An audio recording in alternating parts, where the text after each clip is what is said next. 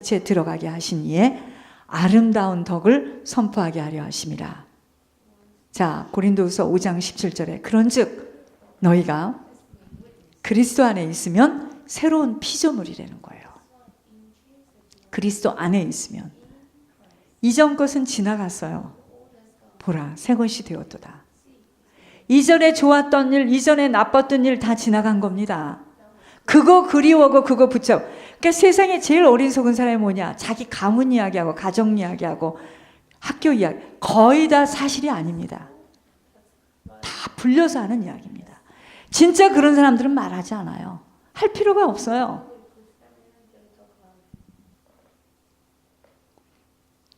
이런 핍박과 고난을 통과하지 않고 어떻게 천국을 얻을 수 있겠는가를 깊이 생각해 봐야 합니다. 여러분, 핍박과 고난을 통과하지 않고 어떻게 천국을 얻어요? 거짓말이지.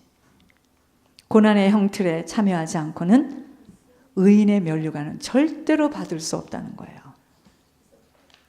마태복음 5장 10절에 의를 위하여 핍박을 받은 자는 복이 있나니 그 의를 위해서 천국 때문에, 예수님 때문에, 믿음 때문에 고난을 받는 자는 반드시 복을 받게 돼 있어요.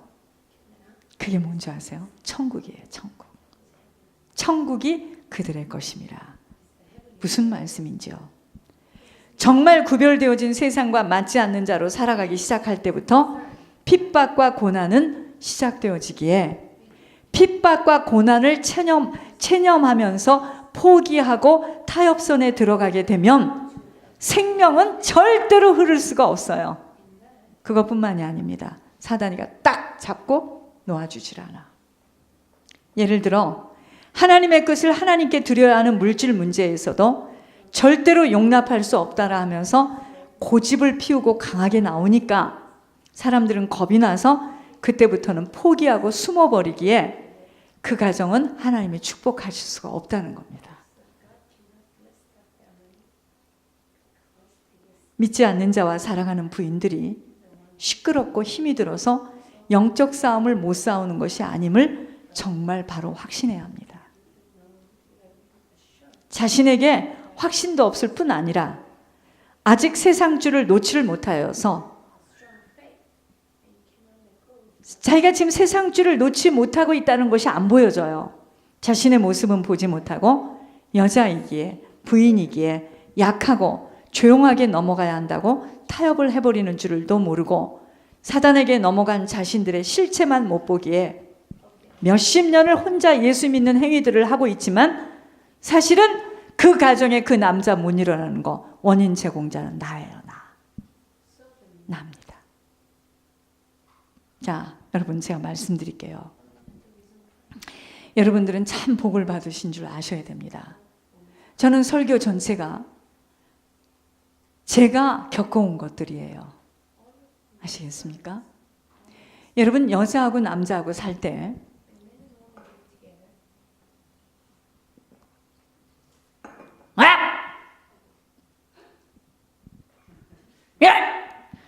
이렇게 하면은 여자들이 무섭고 그러니까 시끄러 이렇게 해서 여자들이 가는 건 줄 아세요? 그렇게 생각하십니까?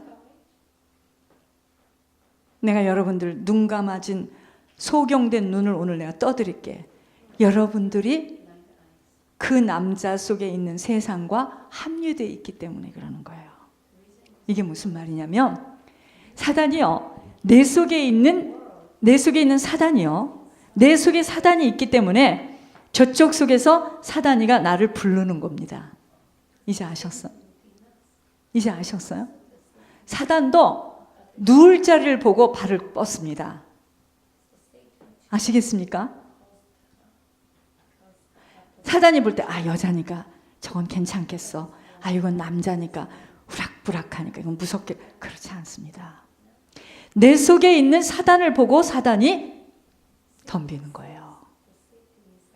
그래서 내가 충만하지 않고 내가 성령으로 완전히 전신갑주 입지 못하면 사단이가 벌써 먼저 와서 틈을 타고 탁 들어오는 거예요. 아시겠습니까? 근데 뭐라고들 이야기를 하냐면, 목사님은요, 목사니까 그렇지요. 여자들 각 집 좀 보세요. 안 그래요? 지만 그래. 그렇지 않습니다. 신앙이 진짜 있죠? 여러분, 신앙처럼 무서운 게 없어요. 정말 신앙이 있으면은요, 그때는 목숨을 내놓게 돼 있어요. 문제는 나라는 사람이 신앙이 없어요.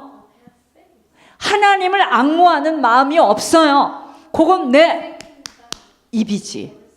절대로 사단이 속지 않습니다. 하나님도 속지 않아요. 그래서 타협하는 거야. 야, 내가 한 번 죽지 두 번은 안 죽어. 네가 나가든지 내가 나가든지 죽자. 이러고 나가면은요, 진짜 무서워합니다. 여러분, 강도를 만나서 칼을 목에다 탁 댈 때 강도가 칼을 확 쑤실 것 같아요? 그렇지 않습니다. 무서워하지 않고 놀라지 않고 당황하지 않으면 저쪽에서 떨어요. 여러분, 신앙이 있으면 세상을 무서워하지 않게 돼 있어요. 그 세상 안에 남자도 있고 그 세상 안에 자녀도 있는 거예요. 내가 신앙이 없는 거예요. 그러니까 나를 건드릴 수 있는 내 안에 그걸 알고 저쪽에 있는 사단이 콕콕콕콕콕 쑤시는 거예요. 비냥거리는 겁니다. 나예요, 나. 내가 신앙이 없는 거예요. 아시겠습니까? 우리가 왜 기도해야 되는 줄 아세요? 그런데 아담 이후로부터는 사람들이 계속 핑계를 대잖아요. 그랬기 때문에, 뭐 했기 때문에, 저랬기 때문에, 저랬기 때문에, 저랬기 때문에 안 된다는 거예요. 그래서 그 사람에게는 그만큼만 하나님이 나타날 수밖에 없는 거예요. 그러니까 지금 똑같이 말씀을 듣고 있지만 응답은 안 떨어지는 거예요.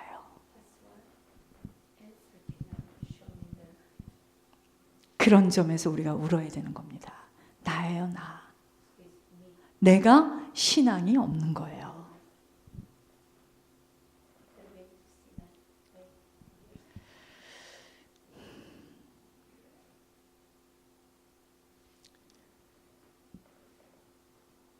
생명은 반드시 흘러가게 되어 있습니다.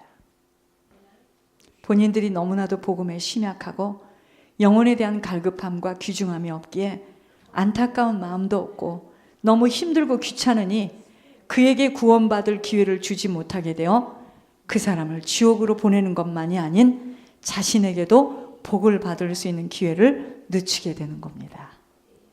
아시겠습니까? 사실은 내 옆에 나를 핍박하는 그 사람이 사실은 하나님이 나를 지금 다루시는 도구로 나를 만들어 가시기 위해서 그를 그렇게 완악하게 하는 거예요.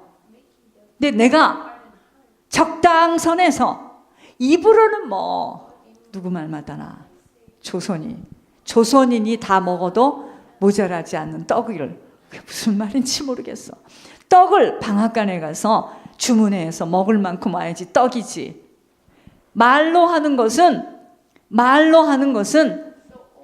떡이다 하는 말은 조선인이 다 먹어도 부족함이 없이 떡이지만 떡이 어딨냐 이거예요. 우리가 하는 말의 고백은 하나님이 안 속는다 이 말입니다. 이런 심령은 애타지만 안타까워도 하나님의 축복은 어렵다는 것입니다. 우리들이 정말 힘들고 어려워도 영적 전쟁을 끝날까지 치러야 하는 이유는 나 한 사람으로 생명이 흘러가야 하기 때문입니다. 나와 함께하는 그 사람으로 인하여서 시간이 지체될 수 없기에 힘들고 어려워도 예물과 기도로 천국을 가로지르는 영적 전쟁을 치러야 하는 것입니다. 또 어떤 사람은요, 너무 남편에게 매여 있어. 남편에게 매여 있어요. 그 남편이 손상되고 그 남편이 무섭고 그 남편이 화가 나면 하늘이 무너지기 때문에. 그리고 저한테도 안 알리고 싶어. 바보입니다. 바보야. 그건 남편 죽이는 겁니다. 바보야. 가문과 후손들을 위해서라도 끊이지 않아야 할 것은 영적 싸움이에요. 음식을 못 먹고 살면은요, 육신에 병이 와요. 그죠?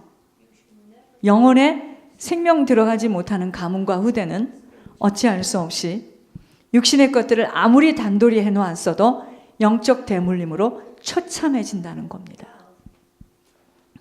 저주와 재앙으로 사단이 틈을 타고 밀려오기에 예수님 바로 섬기지 못한 아버지 어머니의 유산으로 후손들은 비참하게 당하는데 왜인 줄을 모르고 우리가 죽고 난 후에 걔들은 막 울부짖고 사는데 우리가 그걸 보죠. 이제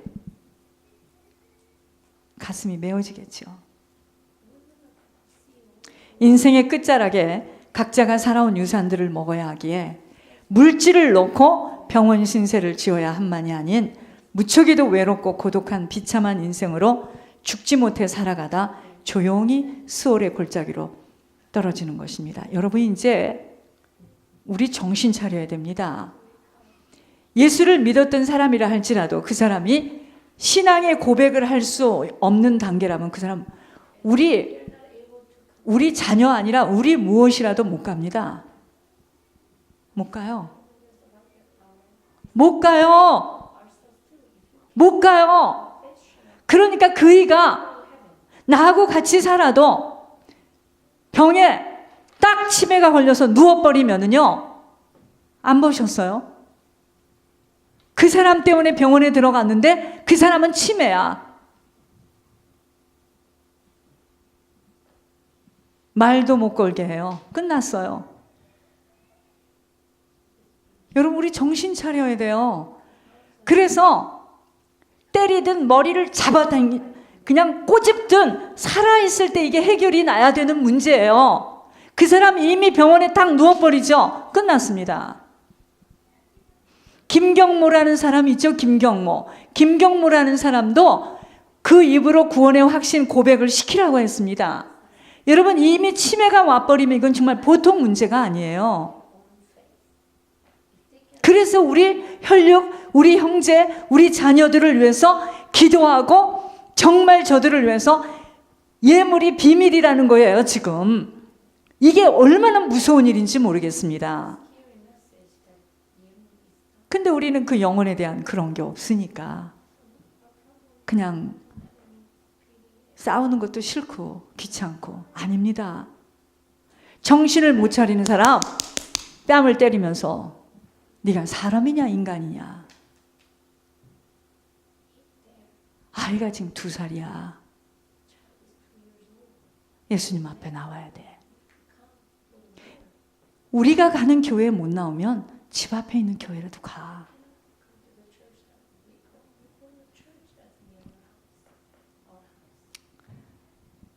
싸움은 물질과 건강과 자존심의 싸움이 아니에요. 영적 싸움이에요.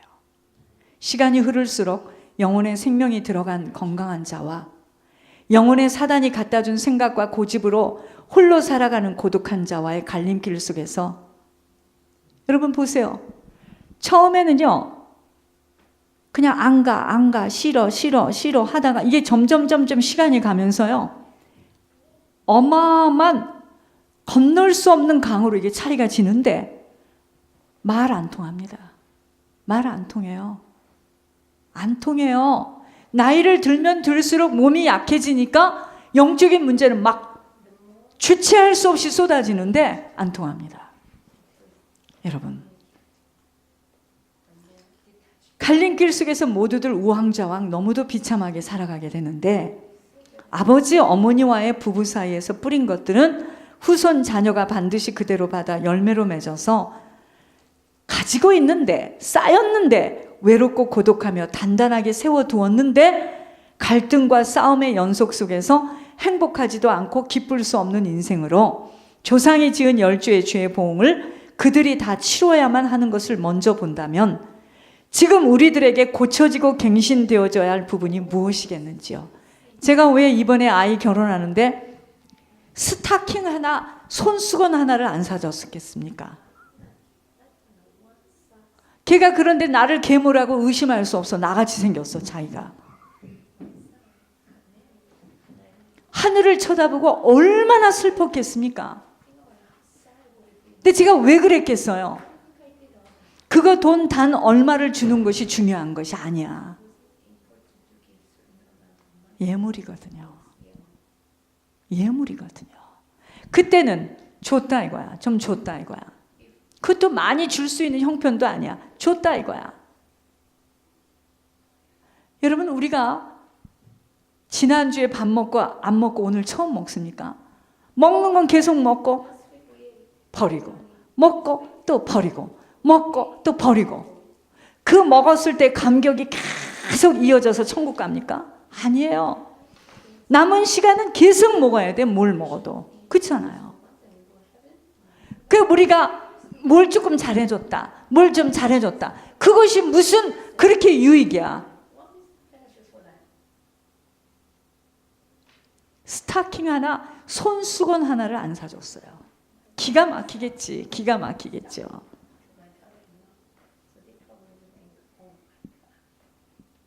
계속 예물을 올리는 겁니다.